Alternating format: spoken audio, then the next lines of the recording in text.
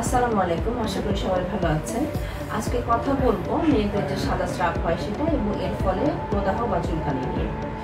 তো এটা মূলত আমাদের গাইনোকোলজিক্যাল প্রবলেম হলেও এই ধরনের রোগী আমরা পেয়ে থাকি এবং এই সমস্যার জন্য যে সমাধান দিয়ে থাকি তা নিয়ে আজকের আলোচনা। দেখা যাচ্ছে বিশেষ করে বিবাহিত অবিবাহিত যে ধরনের মহিলারা আসে না কেন এই ধরনের সমস্যা আমরা খুব কমন আজকাল পেয়ে থাকছি। তো সাদা স্রাব আমাদের আসলে কেন হয়ে থাকে? মূলত এটা একটি ইনফেকশন বা যে কোনো ধরনের প্রদাহজনিত কারণে হতে পারে। এছাড়াও যদি কোনো ধরনের মেডিসিন কেউ খায় বা অপুষ্টিজনিত কারণে, এছাড়া যদি কোনো মেটাবলিক ডিসঅর্ডার থাকে, যেমন কারো ডায়াবেটিস আছে, থাইরয়েড আছে, বা হরমোনাল কোনো ইমব্যালেন্স আছে, জরায়ুমুখী কোনো সমস্যা আছে, তো তাদের ক্ষেত্রেও কিন্তু এই ধরনের ইনফেকশন, এই ধরনের লিকোরিয়া বা সাদা স্রাবের সমস্যা হতে পারে। এছাড়া যদি কোনো যৌনবাহিত রোগ থাকে তাহলে সেক্ষেত্রেও এই সাদা স্রাবের প্রবলেমটা হতে পারে।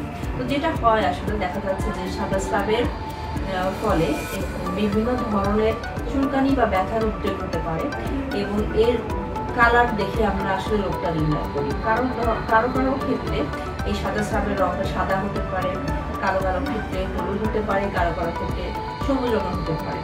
তো এই কালারগুলো দেখে আমরা আসলে সঠিক নির্ণয়টা করতে পারি এবং কোনো ক্ষেত্রে দেখা যাচ্ছে যদি পরিমাণটা বেশি হয়ে যায় সেক্ষেত্রে আমরা ল্যাব পরীক্ষার মাধ্যমে আসল কারণটা নির্ণয় করে থাকি। কারণ যেটাই হোক না কেন আপনাকে এটা সঠিক চিকিৎসা নিতে হবে। চিকিৎসা মূলত আমরা ওষুধের মাধ্যমে করে থাকি এবং পরিষ্কার পরিচ্ছন্ন থাকতে বলি।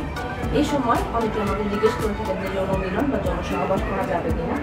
তো এতে কোনো বাধা নাই, কিন্তু অবশ্যই পরিষ্কার পরিচ্ছন্ন থাকতে হবে। এবং যদি এক্ষেত্রে আপনাদের আর অন্যান্য কোনো সমস্যা থেকে থাকে, যেমন হচ্ছে যে কারণে হচ্ছে সাদা স্রাবটা, সেই কারণের প্রতিকার করতে হবে। এবং এর সাথে দেখবেন যে আপনাদের যদি অনেকের ক্ষেত্রে জেনিটাল স্ক্যাবিস থাকে বা হচ্ছে পিউবিক লাইস থাকে, এগুলো যদি থাকে তাহলে সেগুলো চিকিৎসা করতে হবে। তো কারণ যেটাই হোক না কেন আপনাদের চিকিৎসা নেওয়াটাই জরুরি এবং এর থেকে কিন্তু পরিধান করা খুবই সহজ। আশা করি বুঝতে পেরেছেন। কোনো প্রশ্ন থাকলে কমেন্ট বক্সে জানাবেন।